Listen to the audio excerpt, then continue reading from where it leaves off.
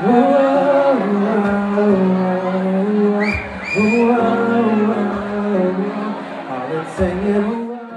my name is Kim Do. I'm from ASN TV.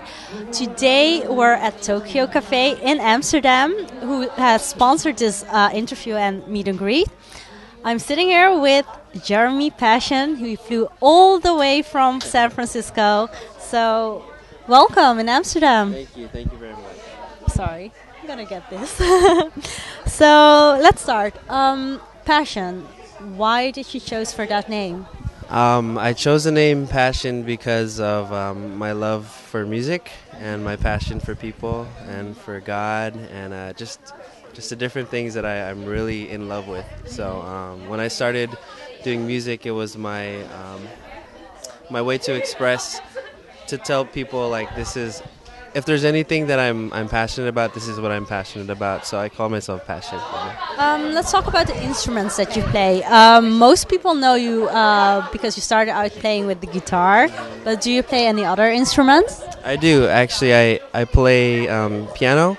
I play drums and the bass guitar, and the piano is my main instrument. It's my favorite instrument, and I just play guitar to accompany my songwriting because I like to songwrite.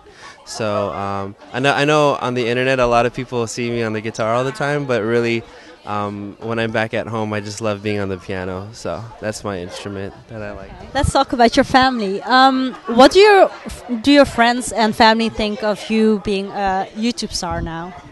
Well, for one, I didn't know that it was going to happen to me, because I do what I love, and music is just what I love to do. And when I started doing music, my friends started seeing me on the internet. My family started hearing about me, and my family's family friends from other countries, they would hear about me and they would call them and they'd be like, "Hey, we know your son, we know your family, and then it was just weird for me because I didn't know, and then just a lot of the family was just really shocked. They're supportive, but at the same time they were also scared because I guess within the whole no matter what kind of Asian you are, I guess especially in the Filipino community, they're very straightforward about you got to do this, you got to be a doctor, a nurse, you got to study, you got to it's a straight plan.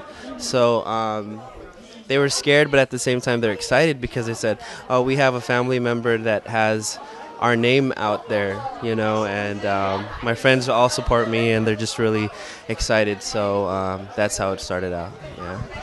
What is your main goal as an artist that you want to achieve right now? Well, I don't want to achieve Michael Jackson success. I don't want to. Honestly, a lot of people think I want to be a star, but really I don't really want to be a star. I think I played a role on the internet in the beginning of videos with music, and I feel like I'm more of somebody that wants to encourage and inspire the next generation to do it, because I feel like we were the beginning of the internet, but this is just the beginning. I feel like if there is a lot of success for me, sure, but if not, I hope that my success helps somebody else become successful or follow their dreams. Exactly. So me and my friend Lee J, he's one of my music partners, we always say stay inspired, and I think that's a big thing that I want people to know. And one of my quotes is actually whether you're on stage for 1 million or none, bring the same amount of passion every time.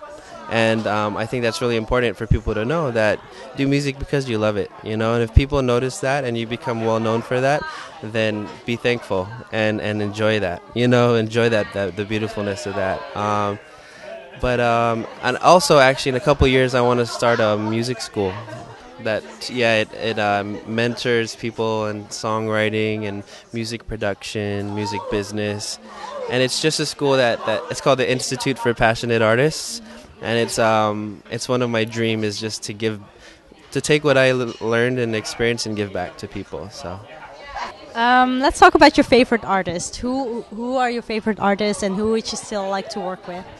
My favorite artists have always been Stevie Wonder, Michael Jackson, Brian McKnight, Jamie Foxx, and Boyz II Men. I mean, I listen to a lot of the old school R&B. That's kind of where my heart is.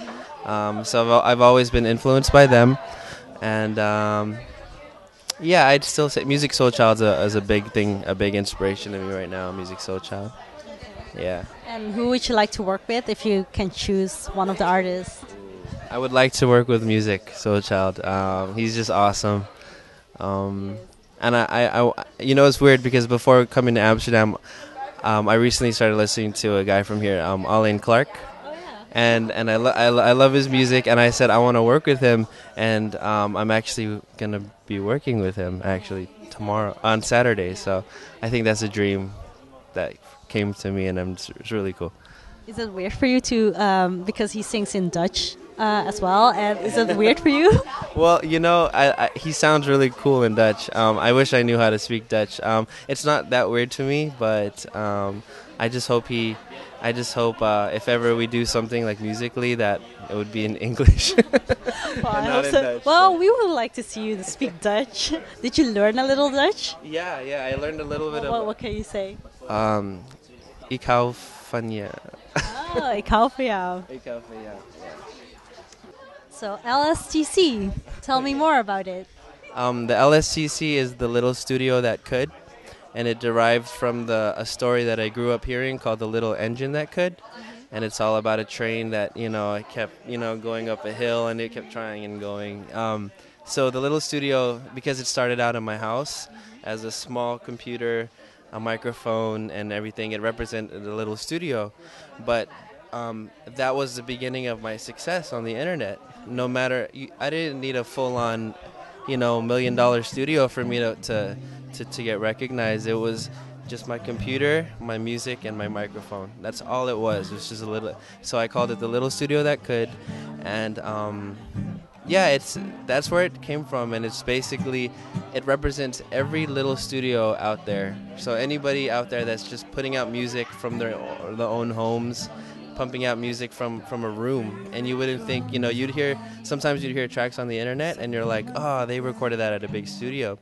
They recorded at their house, you know, and my studio is also, it just represents every small studio out there that's continually like pursuing music and doing what they love to do, no matter what. No matter the budget you have, no matter if it's just a room or a big studio, it represents every little studio that could out there. So that's where LSTC, my production label, came, is LSTC Productives. And no matter how, you know, even when I get, you know, a bigger place. You could even build a studio here, right in this corner. That's exactly, LSTC is a concept. It's an idea. It's not just my studio or a physical place. It's a concept, letting people know that if your studio can, you know, and it can do something. So that's what it's about. Where can people go to find more about you? Go to www.jeremypassion.com, and that's the place to go. You got that? www.jeremypassion.com. Be so pixelated, so pixelated. Don't understand why we had to be so pixelated, so